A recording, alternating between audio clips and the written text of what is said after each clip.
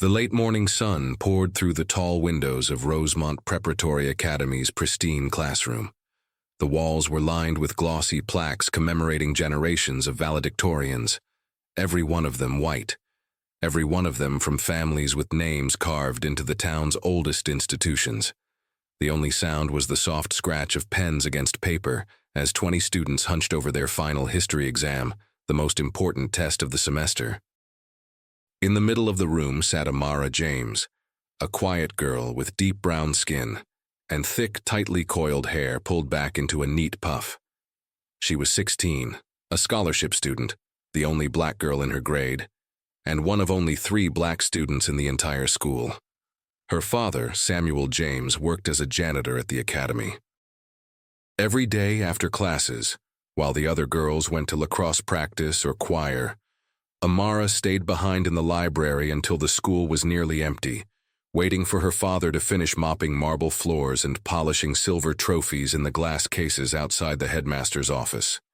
Today, though, she felt a glimmer of hope. The test in front of her was supposed to be impossible.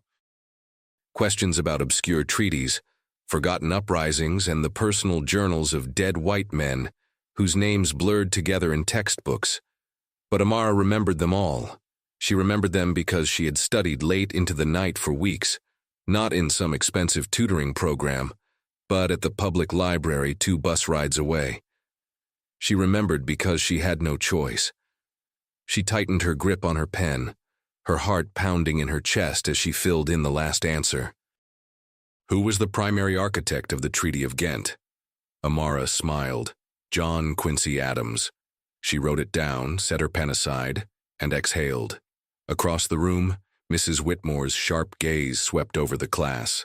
Thin, severe, with white blonde hair and a chignon so tight it looked painful. She sat perched at her desk like a hawk, watching for the slightest misstep. She was known as the school's toughest instructor, not because her classes were difficult, but because her punishments were swift and her favoritism unmistakable. Everyone knew she had little patience for students like Amara. When the bell rang, the students filed up one by one to drop their papers on Mrs. Whitmore's desk. Emily Van Doren, the headmaster's niece, gave Amara a disdainful glance as she passed, her lips curling in a smile that wasn't kind. Amara left the classroom feeling lighter than she had in months. She'd done it. She knew she had. And for a moment, a brief, foolish moment, she believed maybe it would be enough. That maybe this time someone would see her for what she was capable of. The following Monday, Mrs. Whitmore posted the exam scores on the corkboard outside the classroom. A knot of students gathered around it, voices rising in excitement and complaint. Amara approached slowly, knowing better than to hope but unable to resist. Her name was at the top, Amara James, 98%. Below her were Emily Van Doren with an 89%, Sarah Whitmore, the teacher's daughter, with an 85%, and so on. For a second, she didn't move. It felt unreal, like it had to be a mistake. Then she heard it, a sharp intake of breath behind her. "Well," Emily said, loud enough for the hallway to hear. "Isn't that surprising?" Mrs. Whitmore appeared beside the board as if summoned. She glanced at the scores, her eyes narrowing on Amara's name. "Amara James," she called out, her voice cutting through the hallway chatter. "In my classroom, now." The other students fell silent. Amara's throat tightened, but she lifted her chin, forcing her legs to move as she followed the teacher inside. Mrs. Whitmore closed the door with a firm click. She walked to her desk and picked up Amara's test, flipping through it with barely concealed disdain. "An almost perfect score," she said coolly, "and yet curious. Considering your performance on previous assignments and your background." Amara's stomach dropped. She knew what was coming. She had seen this before. Not here, but in other places, in the way store clerks followed her through aisles, in the cautious smiles of mothers on playgrounds, in the casual cruelty of rich kids who knew the world was built for them. "I didn't cheat," Amara said, her voice steady but low. Mrs. Whitmore smiled then. It wasn't a kind smile. "Academic dishonesty is a serious offense, Miss James," she said. Either you admit it now, or we proceed to a formal disciplinary hearing. Amara felt heat rising in her face, her hands trembling. I studied. I knew the material. Did you? Mrs. Whitmore walked closer, lowering her voice. Or did you steal an answer key? Perhaps from your father? Amara stiffened. My father had nothing to do with this. Of course, Mrs. Whitmore said, turning away. You people always deny it. But it's quite impossible that you could have achieved this score on your own. Not in this institution. Amara's jaw clenched, but she said nothing. I'm placing your grade under review, Mrs. Whitmore declared, and informing the headmaster. As Amara left the room, she heard laughter behind her. She kept walking past the stairs, past the whispers. Her father was waiting for her at the janitor's closet, carrying a mop and bucket. One look at her face and he knew. What happened? Samuel asked, his voice rough. Amara shook her head. They think I cheated. And in that moment, the quiet man who had swept floors and emptied trash cans for a school that never saw him, not really, felt something ancient and dangerous stirring in his chest. Because this time it wasn't just dirt they were trying to bury.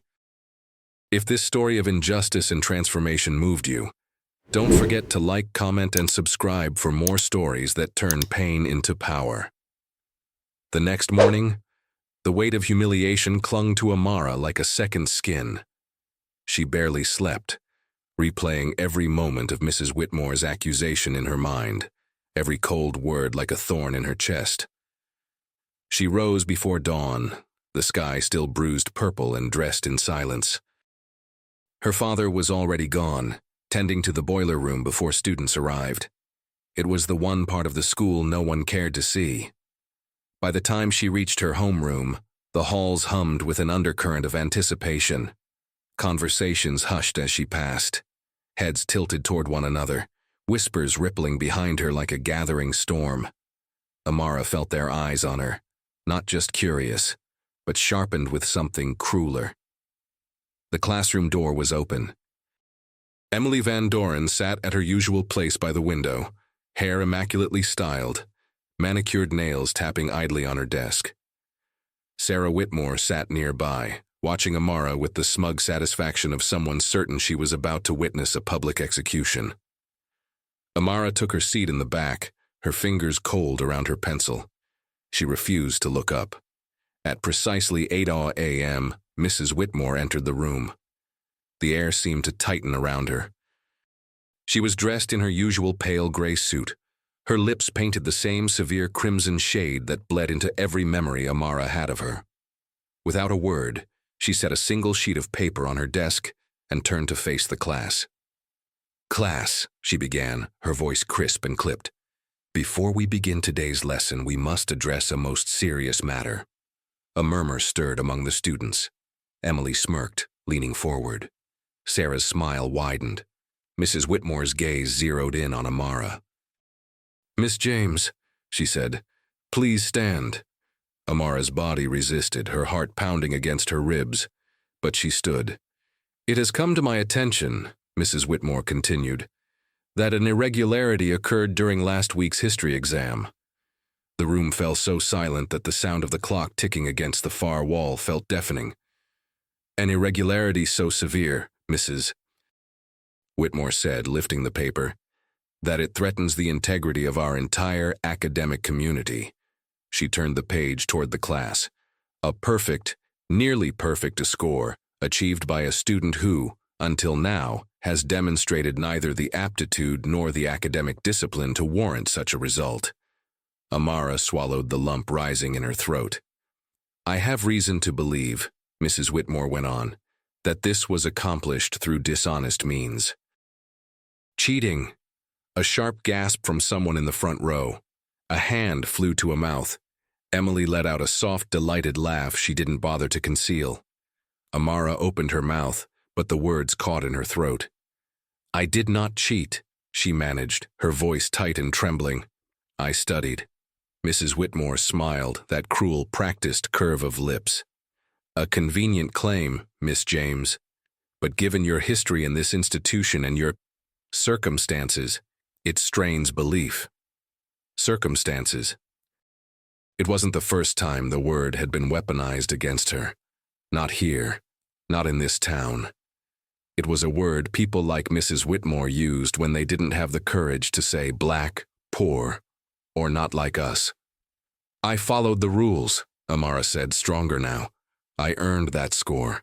Perhaps you did, Mrs. Whitmore said. Or perhaps you accessed the answer key. The accusation hung in the air like a guillotine blade. I didn't. Well then, Mrs. Whitmore sighed. We'll see what the headmaster thinks at your disciplinary hearing tomorrow. Amara's stomach dropped. Before she could speak again, Mrs. Whitmore addressed the class. Let this serve as a warning to all of you. Integrity matters. Character matters. There will be no tolerance for dishonesty from anyone. The implication was clear, especially from people like Amara. A brittle silence followed. No one spoke in her defense. No one even looked her way, except for Emily and Sarah, whose eyes sparkled like children watching a bonfire. Take your seat, Mrs. Whitmore commanded. Amara sat. The lesson began, some dry recounting of colonial trade routes. Amara didn't hear a word. Her mind was a storm of fury and humiliation. Her hands clenched so tight around her pencil she thought it might snap. She didn't cry. Not here. Not in front of them. But across the school courtyard, through a small maintenance window, Samuel James watched it all unfold. He was on his way to the boiler room when he passed by, and when he saw his daughter standing there alone in a room full of people waiting for her to break, something inside him cracked. He had scrubbed these floors, polished their awards, and emptied their trash for 20 years. He knew the names of every headmaster, every donor. And he had watched them treat his daughter like an unwanted visitor in a place she had fought like hell to belong. His hand tightened around the mop handle. No more. Samuel turned and left without a word. That night, as the school's lights dimmed and the students left for their sprawling homes, Amara stayed behind in the library. She pulled out her old notebooks, the ones from when she was 10, when history had become her refuge. Page after page filled with notes in her neat, looping handwriting, dates, treaties, obscure names she'd memorized because she knew no one would ever believe she could. She didn't know it yet, but far beyond those ivy-covered walls, a chain reaction had already begun. Someone else had seen what happened that morning, and they weren't going to let it stand. Not this time. By Wednesday morning, the story had spread like wildfire through the privileged halls of Rosemont Preparatory Academy. It wasn't an official announcement. The administration, as always, preferred to let scandal travel through whispers and implication. But everyone knew. Amara James, the scholarship girl, had been accused of cheating. The hallways, once indifferent, became hostile in their silence. Conversations ceased when she passed. Lockers banged shut like punctuations in a language of exclusion. Even those who had been politely distant before now avoided meeting her eyes. The headmaster's disciplinary hearing was scheduled for Thursday, and until then, Amara was to remain in school but stripped of privileges. No library, no study hall, no after-school clubs. Mrs. Whitmore's thinly veiled instructions to the other faculty were clear. Leave her alone. And so, she was left to wander the sterile corridors of the academy like a ghost, her presence an unspoken scandal. At lunch, Amara carried her tray into the dining hall and felt dozens of pairs of eyes on her. She sat alone at the far end of a long, empty table. Conversations resumed, low and sharp. Probably hacked the system, someone muttered. Maybe she bribed one of the janitors, another whispered, not even bothering to lower her voice. Amara didn't touch her food. She stared down at the untouched apple and limp sandwich, focusing on the ache in her throat, on the hard knot of defiance she wouldn't let unravel. Across the room, Emily Van Doren laughed a little too loudly at something Sarah Whitmore said. Emily's father sat on the school board. Her word, even her laughter, carried weight. That's what happens when you let charity cases in, Emily said. Not a whisper this time. An announcement. The words reached Amara's ears like needles. She refused to look up. From the kitchen doors at the back of the hall, Samuel James appeared, pushing a cart of supplies. He saw his daughter sitting alone. He saw the calculated cruelty, the smirks, the dismissive turned shoulders. He gripped the cart's handle so tightly his knuckles whitened. He knew this wasn't the first time. He had seen it before. The polite refusals to partner with her in group projects, the invitations never extended, the empty seat beside her at assemblies. He had accepted it, as people like him often learn to accept the quiet violences of the world. But this was different. This wasn't silence anymore. It was spectacle, and it wouldn't be allowed to stand. That evening after the building emptied, Samuel entered Mrs. Whitmore's empty classroom. The woman's desk was neat, every paper aligned, every pen precisely placed. On the wall hung a bulletin board where she displayed student achievements. The same 4 or 5 names rotated endlessly. On a corner of her desk sat the thick history exam folder. Samuel opened it. There was Amara's test. The paper was marked cleanly, every answer correct. He saw Mrs. Whitmore's scrawled notes on other students' exams. Half credit here, harsh comments there. But nothing on Amara's but a coldly circled score. 98%. His hands trembled as he set the paper back. It wasn't about the test. It never had been. Samuel left the room and made a call from his phone, one that would start a chain reaction no one at Rosemont had anticipated. At home, Amara sat cross-legged on the floor of their tiny apartment, surrounded by her old notebooks. History had always been her sanctuary, a way to understand a world that constantly told her she didn't belong.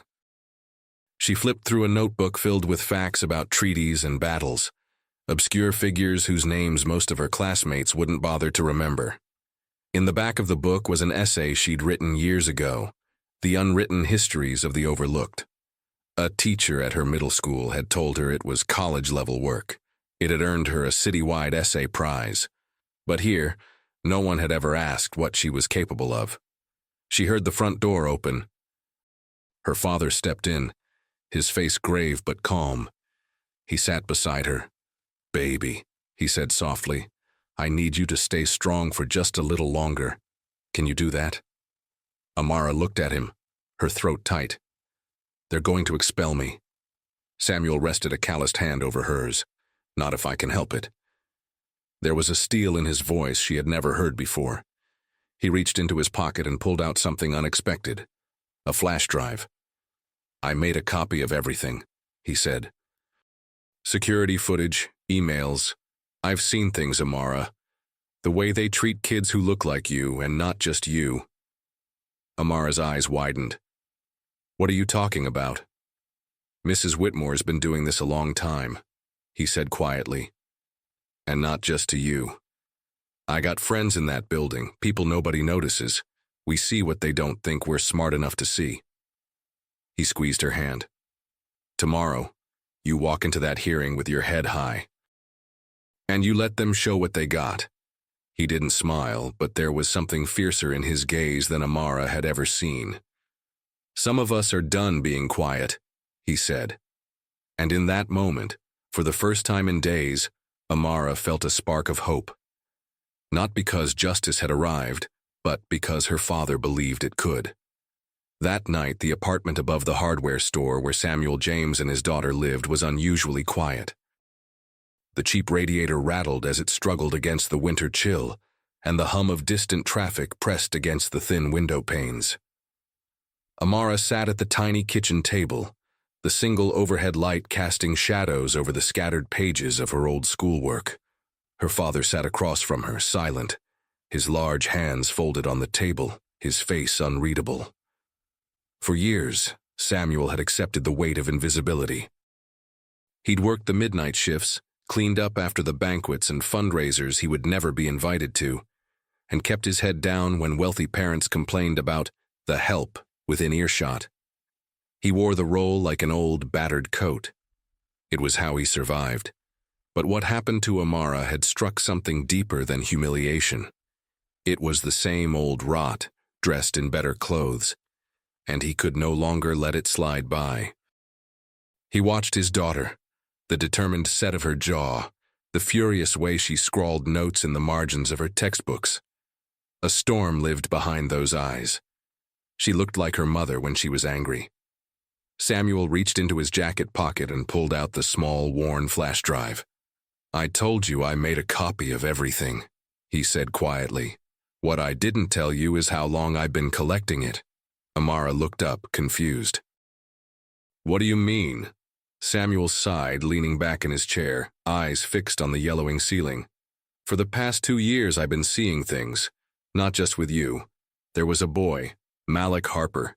He was a sophomore last year, smart as a whip, always polite. They gave him detention for missing a question on purpose because they said no inner-city kid scores that high without cheating. Nobody stood up for him. Next thing we knew, he was gone. They told folks he transferred. He didn't." Amara's stomach twisted. "What happened?" "They threatened his mother. Told her if she made trouble, they'd pull her son's scholarship and make sure no other school took him. She didn't have money to fight, so they left." His voice cracked at the edges. "I seen it happen over and over, baby, and every time I told myself it wasn't my business, that it would just make it worse if I stepped in. But I was wrong." He slid the flash drive across the table. "I got footage. Emails, screenshots, conversations the cameras picked up when they thought nobody was listening. Proof they've been targeting kids like you, setting them up, holding them back. Dozens of them." Amara picked up the flash drive with trembling fingers. "Why now?" she whispered. Samuel's eyes, dark and steady, met hers. "Because you're my daughter," he said, his voice thick with emotion. "And because they did it to you in front of everybody.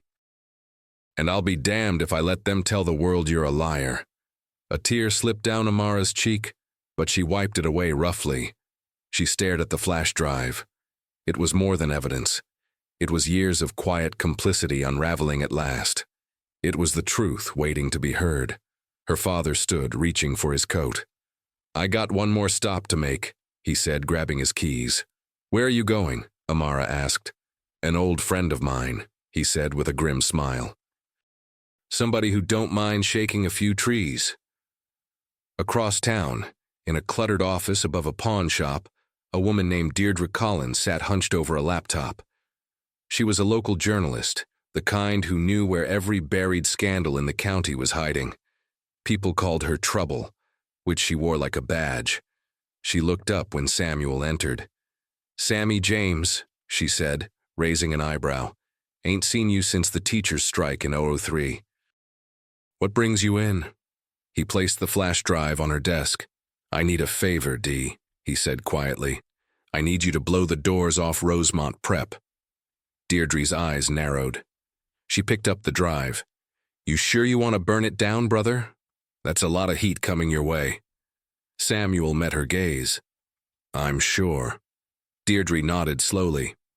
"All right then, let's wreck it."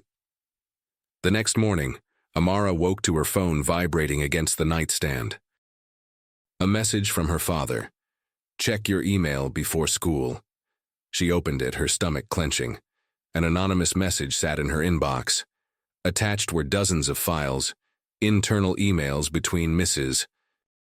Whitmore and faculty, exam scores altered after grading, disciplinary records fabricated against minority students, and surveillance screenshots of meetings where it was discussed how to maintain the academic image of the school by suppressing high-performing students who didn't fit the Rosemont mold. And at the center of it all was Mrs. Whitmore. A final line scrolled across the screen. "No one's coming to save you. So let's save ourselves." Amara felt something shift inside her. It wasn't anger anymore. It was resolve. She packed her bag, slipped her history notebook inside, and walked out the door. Today wasn't just about clearing her name. It was about making sure no one else would have to fight this fight alone again. The sky was a dull, colorless gray when Amara stepped onto the campus grounds. The cold morning air bit at her cheeks, but she barely felt it. The files from her father burned a hole in her backpack. Pages of proof, a reckoning long overdue. She walked through the iron gates of Rosemont Preparatory Academy not as a suspect, but as a storm approaching. Inside the main building, the hallways were already teeming with students. Whispers followed her like a shadow. No one spoke directly to her, but their glances carried a venom sharp enough to wound. "There she is," someone muttered. Thought she'd have the sense to stay home. Amara kept walking. In history class, Mrs. Whitmore stood at the front, smug as ever, reviewing a lesson on post-Civil War reconstruction. The irony wasn't lost on Amara. A white woman lecturing about racial progress while quietly destroying futures like hers. Amara took her seat. Mrs. Whitmore's cold gaze flicked toward her. "Miss James, good of you to join us. I hope you're prepared for your hearing this afternoon." "I am," Amara said evenly, meeting her stare. A flicker of something crossed Mrs. Whitmore's face. Not fear, not yet, but discomfort. A chink in the armor. Class began, but Amara wasn't listening. Her hands itched to reveal what she carried, but she waited. At lunch, she went to the library, knowing she wasn't supposed to. Mrs. Whitmore's edict still hung over her, banned from campus study areas until the hearing. But today, that didn't matter. She walked between the rows of bookshelves to a back table where her old notebooks sat, dusty and untouched since she'd abandoned them months before. She opened one, thumbing through page after page filled with meticulous notes.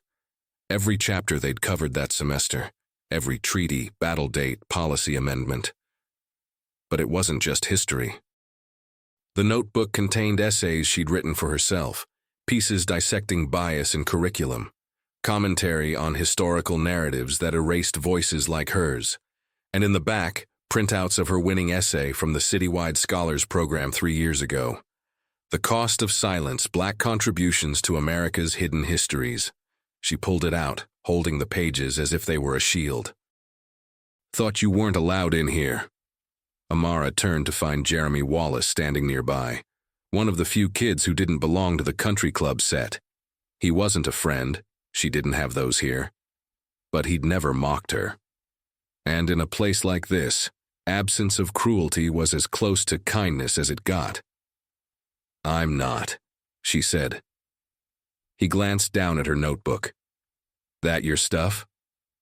She nodded. "Looks intense." "It's everything they said I wasn't smart enough to do." Jeremy shifted awkwardly. Then, lowering his voice, he said, "I saw them. Last week, Emily and Sarah, in the teacher's lounge. They had a copy of the answer key." Amara's head snapped up. "They said they were just curious, but I heard Emily say if anyone scored higher than her, Whitmore would handle it. I didn't think it meant anything then." "You'd testify?" He hesitated. Amara saw the fear in his eyes. It was the same fear her father carried for years, the kind the school fed into kids who knew what happened when you crossed certain lines. "I'll be there," he said, surprising them both. Amara let out a long, steady breath. The walls were starting to crack. Later that afternoon, the hearing convened in the old auditorium. The school board sat stiffly at a long table. Mrs. Whitmore was perched beside them, the picture of righteous indignation. The headmaster, a silver-haired man who rarely spoke to students like Amara unless it involved discipline or fundraising brochures, presided over the proceedings. Amara was summoned to stand before them. Mrs. Whitmore began, her voice solemn, rehearsed. "It is with regret that I bring forth these accusations. Academic dishonesty undermines the integrity of our institution. Based on performance inconsistencies and recent anonymous concerns, I believe Miss James compromised the integrity of last week's examination." She paused, allowing the room to stew in implication. Amara said nothing. The headmaster turned to her. "Miss James, do you have a defense?" Amara stepped forward. Her pulse thundered in her ears, but her voice was steady. "I do." She reached into her bag, pulling out the flash drive. On this drive are emails, messages, and surveillance logs documenting a pattern of racial discrimination and academic sabotage at this school, including evidence of altered test scores, fabricated disciplinary records, and targeted harassment of minority students. A collective gasp rippled through the small audience. I also have my original study notes, she added, lifting the notebook, documenting every lesson, every fact on that exam. Mrs. Whitmore's expression darkened. This is preposterous. Amara raised a hand, silencing her. And I have a witness, she said. Jeremy Wallace stood. His voice shook, but his words were clear. I saw Emily Van Doren and Sarah Whitmore with a copy of the answer key before the test. Another ripple. Emily, pale-faced, opened her mouth, but no sound came. The headmaster blanched. Before anyone could cut her off, Amara added, This isn't just about me. This is about what you've done to kids like me for years. I have the names. I have the files. Deirdre Collins, seated in the back, called there by Samuel James hours earlier, lifted her camera. The flashbulb burst like a lightning strike. Already sent to the district superintendent, Deirdre announced. And the press.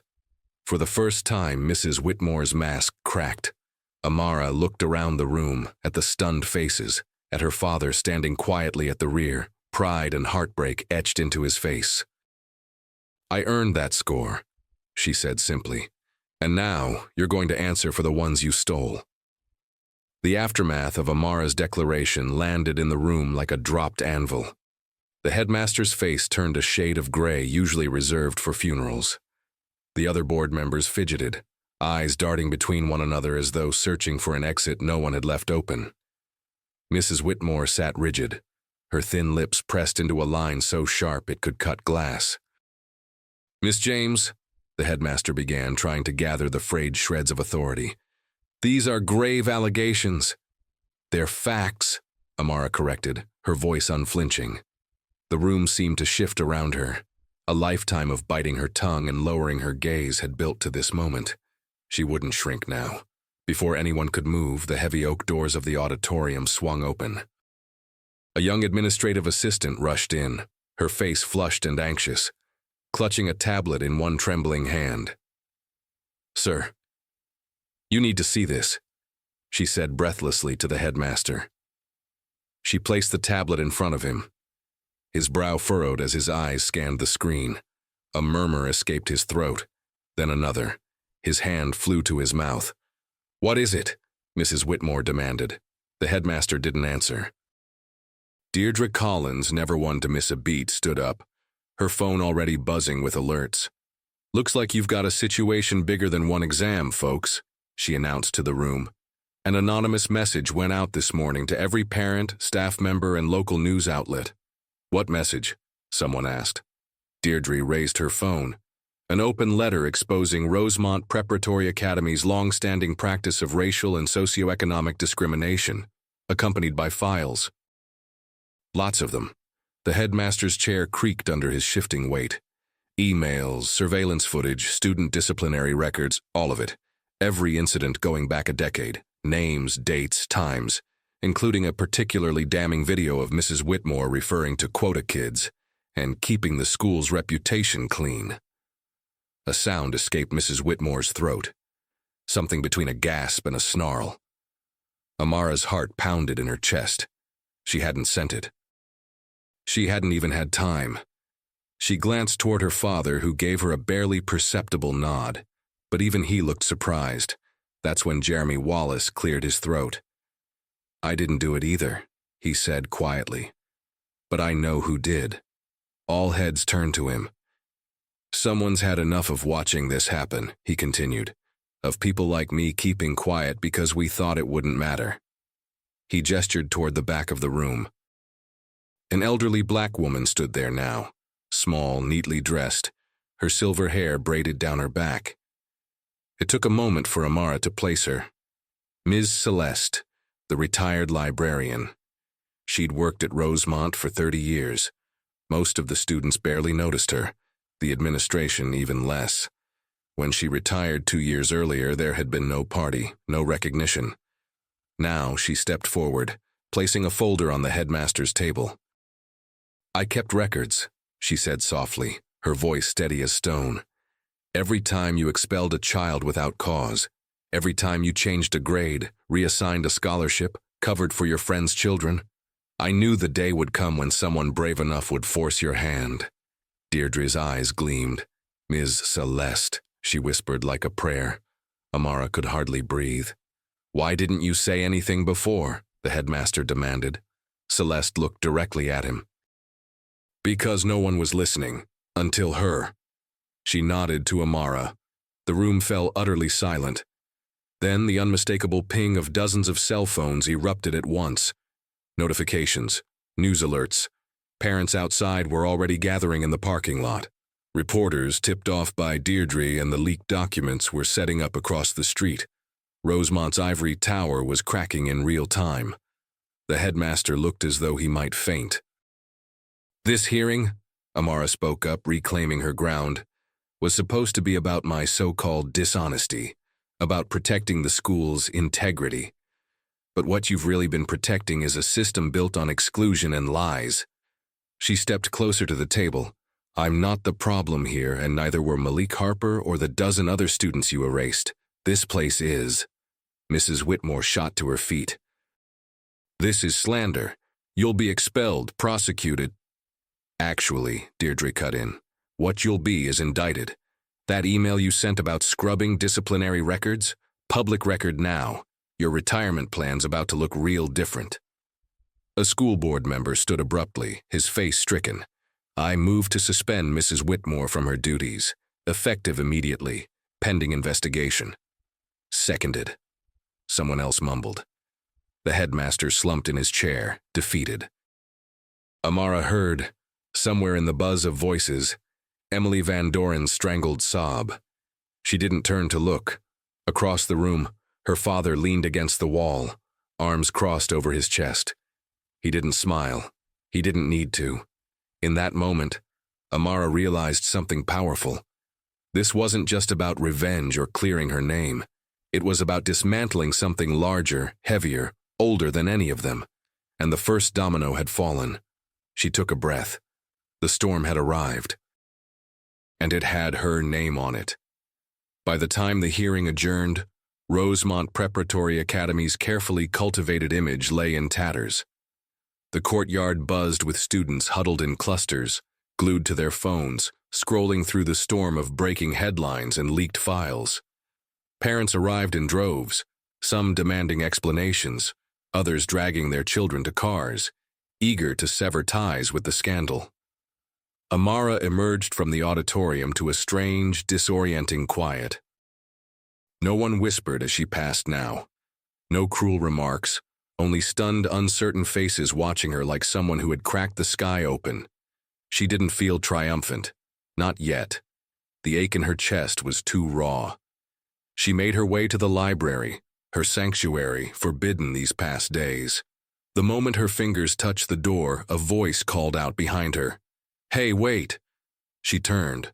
Emily Van Doren stood a few steps away, her eyes red, makeup smeared.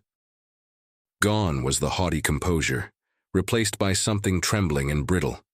Amara braced herself. She expected a venom-laced apology, some desperate bid for self-preservation. But what came was unexpected. "I need to talk to you," Emily said, voice thin and frayed. Amara crossed her arms. "Why? So you can blame it on your mother? Say you were just following orders?" "No." Emily swallowed hard. "Because it's bigger than that." She glanced around, then motioned Amara aside into a narrow hallway where no one lingered. "I know what my mom did. What Mrs. Whitmore did," Emily said, eyes downcast. "But it wasn't just them. The whole school's been like this for years. My father, he's on the board, he knew too." Amara's jaw tightened. "Why are you telling me this now?" Emily hesitated. "Because I found something." She reached into her bag and produced a manila folder, thick with papers. "This isn't just about you, or Malik Harper. There's a whole program, a quota system, unwritten but enforced.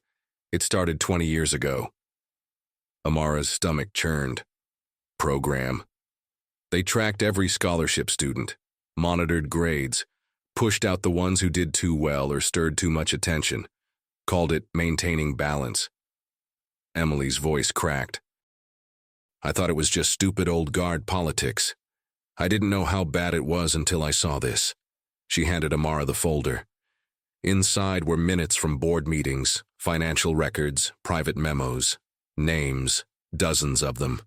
Every Black, Latino, and Asian student who'd attended Rosemont on scholarship over the last 2 decades. Notations by their names: dropped out, transferred. Disciplinary action, failed midterms, patterns impossible to ignore. "I found it in my father's study," Emily whispered. "I was going to burn it, pretend I never saw it." "Why didn't you?" Emily met Amara's gaze, and for the first time, there was no malice there. Only something like shame. "Because I saw what they did to you. And because my mother told me last night if this thing blew up, they'd blame you, Malik. Anyone they could, Mahmoud. But never me. Said girls like me survive no matter what. And I don't want to be that person." For a long, heavy moment, Amara said nothing. She'd imagined this girl as her enemy since the first day they'd crossed paths. But now, faced with the wreckage of a system they both lived inside, though in vastly different ways, something shifted. Amara reached for the folder. "I'm not forgiving you," she said quietly. "Not today. Maybe not ever. I'm not asking you to. But if you're serious about this, then you're going to stand next to me when we take this to the press." Emily nodded. "Okay. And you're going to say their names." "I will." Amara closed the folder. "Good." They left the hallway side by side. No words, no truce. Just a shared, unspoken understanding. The sky outside had begun to clear. Reporters waited by the gate. Deirdre Collins was already there, microphone in hand. The headmaster had locked himself in his office, and Mrs. Whitmore had been escorted from campus by security. Samuel James stood by the maintenance shed, watching his daughter. Amara squared her shoulders. "This isn't over," she murmured. Emily glanced at her. "No," she said. "It's just the start." And as they stepped out into the sunlight, onto the lawn where their ancestors' names had never been carved into the bricks, Amara knew that for the first time in the school's long, oppressive history, change wasn't just coming. It was already here. By dusk, the grounds of Rosemont Preparatory Academy no longer belonged to its faculty or pristine legacy. News vans lined the main road, their antennas stretched skyward like a battalion of metal spines.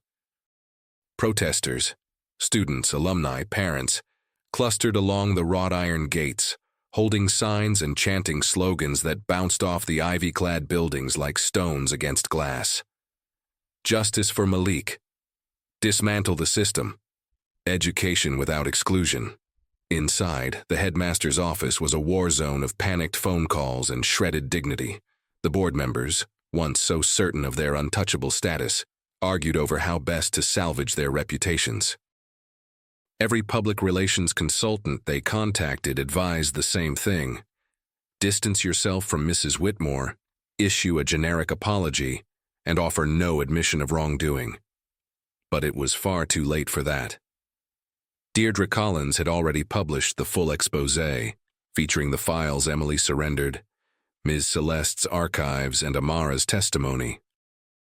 The headline splashed across every major news site within hours. Elite Academy's hidden war on minority students exposed. The piece detailed how, for over 20 years, Rosemont Prep had operated a clandestine system to control, exclude, or quietly expel high-achieving students of color and scholarship recipients. Academic sabotage, manipulated records, pressure campaigns against families. Every ugly detail laid bare. Even the governor issued a statement of outrage. But the most damning revelation came not from Deirdre or the files, but from within the school's own walls. As investigations deepened, teachers began coming forward, those who had witnessed things but kept their heads down out of fear. An art instructor admitted to being forced to fail a scholarship student's final project after a board member's daughter accused him of aggression. A math teacher confessed she was told to adjust the curve whenever non-white students performed too well. And the emails, God, the emails, they revealed everything. Correspondence between administrators using coded language, quota kids, low-risk placements, reputation concerns. A message from Mrs. Whitmore suggesting Malik Harper's expulsion because he disrupts expectations. Dozens more outlining a culture of strategic exclusion meant to protect the school's elite image at any cost.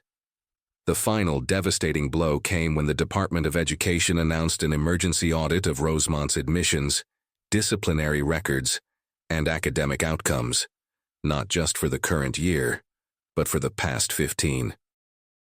Amara sat in the now emptied library, staring at the screen of her phone as the alerts kept coming. Each new headline a strange blend of vindication and sorrow. She should have felt victorious, but all she could think about were the names on those lists: Malik Harper, Destiny Cole, Marcus Glenn, the ones who'd been driven out, silenced, made to believe they weren't good enough. Her father appeared in the doorway, leaning against the frame. "School board voted," he said quietly. "Mrs. Whitmore's out. Headmaster too. Board's resigning as a whole." Amara let out a long, steady breath. "They should have done it years ago," she murmured. Samuel crossed the room, settling beside her. "They never would have. Not without you." For a moment, neither spoke. The hum of distant voices floated through the window, the rhythm of a school no longer ignoring its sins. Then Amara broke the silence. "I don't know what happens now," she admitted. Her father's hand closed over hers, calloused and steady. "Now you keep walking, and you leave the door open behind you." Amara looked at him. "For who?" "For the next one," he said, "and the one after that." A knock at the doorframe. Emily Van Doren stood there, awkward but determined. She'd shed her expensive uniform jacket, her blonde hair pulled back, face bare of makeup. A fragile humility clung to her. "They want us to speak at tomorrow's assembly," she said. Amara raised an eyebrow. "Us? They asked me to apologize." Emily hesitated. "But it should be you, telling them what comes next." Amara held her gaze for a long moment. She wasn't sure what to make of Emily yet. Maybe she never would.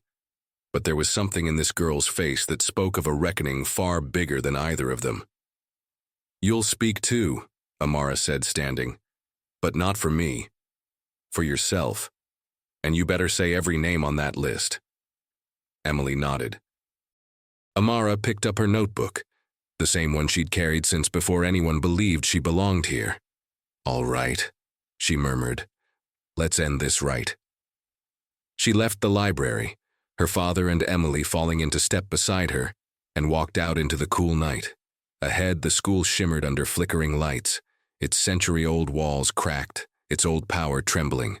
Tomorrow would be the reckoning, and this time, the voices that mattered wouldn't be silent. The following morning, the assembly hall felt like a different world. The portraits of pale-faced headmasters still lined the walls, but their austere gazes no longer held power. The heavy velvet curtains hung limp at the stage's edge, the same crimson shade that once symbolized Rosemont Prep's legacy, now a tattered shroud over a crumbling empire. Students filled every seat, not with the usual fidgeting or idle conversation, but with a restless, expectant hush. Even the faculty looked subdued, eyes clouded with uncertainty. No one knew what was about to happen, only that it would change everything. Amara sat near the front, her history notebook in her lap, fingers pressed to its worn cover like a lifeline. Beside her sat Emily Van Doren, pale but resolute. Neither girl spoke. There was no need. At precisely 9 a.m., a temporary principal stepped to the podium. A woman from the district office summoned when the headmaster resigned hours after the audit notice. She cleared her throat, scanning the sea of faces. "We gather this morning not for tradition, but for accountability," she began.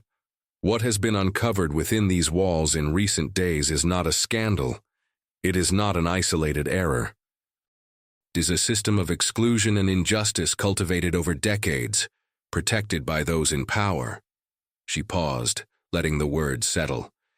"Today, we will begin to address that harm." A murmur rippled through the hall. "First," the principal said, "I invite Miss Amara James to the stage." 1,000 eyes turned to her. Amara rose. She felt the weight of generations press against her shoulders, but she didn't flinch. She walked to the stage, every step steady, and stood behind the podium. For a moment, the silence was suffocating. Then she spoke. "I was never supposed to stand here," she began. "Not because I wasn't smart enough, not because I didn't work hard enough, but because the people who built this place made sure girls like me stayed invisible." Her voice didn't waver. For years, students of color and scholarship students have been pushed out of Rosemont Prep through threats, sabotage, and lies. I know it because it happened to me. It happened to Malik Harper, Destiny Cole, Marcus Glenn, and so many others. She lifted her notebook, reading the names aloud. One by one. No one interrupted. These weren't accidents. They were choices. By teachers, by administrators, by board members. Choices that cost people their futures, their confidence, their place in this world. She turned her gaze on the faculty. You let it happen, and you benefited from it. Some lowered their heads. Others blinked back tears. Few, to their shame, looked away. Amara's voice grew stronger.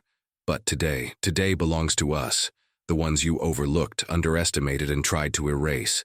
We are not your quotas. We are not your silent failures. We are your reckoning. The auditorium held its breath. "I'm not asking for your pity," Amara finished. "I'm demanding your change." She stepped aside. The room burst into applause. Not polite, not obligatory, but fierce, rising like a tide. Then, to everyone's surprise, Emily Van Doren stood. She climbed the steps and faced the crowd. "I was part of the silence," she admitted, her voice raw. "I let my privilege shield me while others were hurt. And when it came to Amara, I was complicit." A murmur of shock rippled through the students. "I can't undo what's been done, but I can tell the truth, and I can name the names." She turned, meeting Amara's gaze, then began reading the list Amara had written. Every single name. By the time she finished, the room wasn't silent. It was alive. Students cheered. Some wept. Others simply stood, their faces etched with the weight of a history they could no longer deny. The principal returned to the podium. "As of this morning," she announced, "Rosemont Prep's admissions, academic, and disciplinary practices are under full review by the state. A community council, made up of students, faculty, alumni, and parents, will be formed to reshape this institution." Cheers rose. "To the students harmed by this system, we offer our deepest apologies. And to those who still wish to fight for change, we offer you the platform." The assembly erupted, and for the first time in its long, gilded history, Rosemont Prep felt like it belonged to its students. Amara stepped down from the stage. Her father waited for her at the doors, arms crossed but eyes gleaming. "You did it," he said. She shook her head. "We did." They left the assembly together, past the portraits, past the velvet curtains, into a world reshaped by truth. And though the fight wasn't over, wouldn't be for a long time, for the first time in years, Amara felt like she wasn't carrying it alone. The days following the assembly unfolded like a rebirth, and a reckoning intertwined. The school that had once polished its image with the labor and silence of those it marginalized now bore the weight of its own exposed sins. News cameras camped at the entrance gates. Alumni issued carefully worded statements. Some, to their credit, offered genuine apologies. Others distanced themselves, claiming ignorance. But it wasn't just external forces applying pressure. It was the students. And for the first time, those once invisible had seized the narrative. Amara James, who weeks ago had been an afterthought in crowded hallways, now walked them as a symbol of something larger than herself. Not a hero, not a martyr, but proof that a single voice, unwilling to stay quiet, could break through walls generations thick. She was invited to meetings she once would have been barred from, Faculty who had never learned her name now greeted her with wary respect. Even those whose complicity ran deepest either retired or were placed under formal review. A mural appeared on the brick wall behind the library courtyard. Malik Harper's face painted in bold strokes, surrounded by the names of every student the system had tried to erase. It wasn't sanctioned. It didn't ask for permission, and no one dared to paint over it. The new community council, made up of students, teachers, and parents, held its first public forum 3 days after the assembly. In a crowded gymnasium under fluorescent lights, stories poured forth. Students speaking of tests unfairly graded, opportunities quietly denied, punishments harsher than their peers. Amara spoke too, not for herself this time, but for those who hadn't been given the chance. Jeremy Wallace stood beside her when she did, his voice no longer shaking. And Emily Van Doren, though carrying the weight of her family's name like a stone, stood too, not as a savior, not seeking absolution, but as someone determined to do the labor required of her privilege. Deirdre Collins published a follow-up editorial titled, "The Year the Walls Cracked." It didn't romanticize the uprising, nor did it declare the battle won. It chronicled every ugly necessary moment and reminded the town that vigilance was a lifetime task. By spring, the state had replaced half the school board, admissions policies were overhauled, and a permanent scholarship program, one not quietly monitored for containment, was established in the names of those the system had buried. But most important was the shift in the hallways. The whispered slurs, the casually cruel dismissals, the smugness of inherited safety nets, all diminished, though not entirely gone. No institution built on exclusion falls overnight. But now every time it tried to rise, it was met with resistance, and at the center of that resistance was Amara. One afternoon, sitting under the old oak tree by the campus fountain, Amara flipped through her worn notebook. The pages were smudged, corners frayed, margins filled with scribbled notes from sleepless nights. She didn't need it as armor anymore, but she kept it because it told the story before the world started listening. Samuel James joined her on the bench, his work clothes dusted with sawdust and chalk. He'd been asked to stay on by the new administration, not as a custodian, but as head of facilities, a title that finally acknowledged the care he'd given the place for decades. He passed her a folded letter. "Came in the mail," he said. "From Malik." Amara's heart jumped. She unfolded it, neat handwriting on plain paper. "Amara, I saw what you did. We all did. Never thought anyone would stand up in that place. You proved me wrong.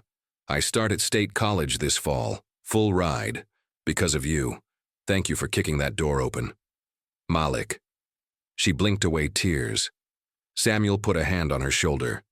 "You changed more than a school, baby. You changed a way of thinking." Amara smiled, bittersweet but solid. "No," she murmured. "We all did." The wind shifted through the trees, carrying the sound of students laughing, a history class debating, a freshman reading aloud under the fountain's steady trickle, life returning to a place long starved of it. And though the fight would continue, in other towns, other schools, other boardrooms, today was a victory. Not perfect, not enough, but a beginning. And for Amara James, for Malik Harper, for Destiny Cole, for every name on that long, dark list, it was finally a world where no one would be erased without someone standing to say, "Not this time, not ever again." In the end, Rosemont Preparatory Academy would never fully return to the institution it once was. The cracks in its marble foundation exposed more than prejudice. They revealed a system that survives only when good people look away. And in those final days of upheaval, it was not the press nor the adults in boardrooms who led the reckoning, but the voices they'd tried to silence. Amara James's courage had forced a truth into the open, but more importantly, it created a space for others to follow. Because change does not arrive on the heels of polite requests. It comes from those willing to drag old systems kicking and screaming into the light. And though Amara's story at Rosemont reached its end, the lesson it left was indelible. Sometimes justice is born from pain, and sometimes the most powerful act is simply refusing to be erased. It would be a long, crooked road ahead, but the first step had been taken, and now the world was watching.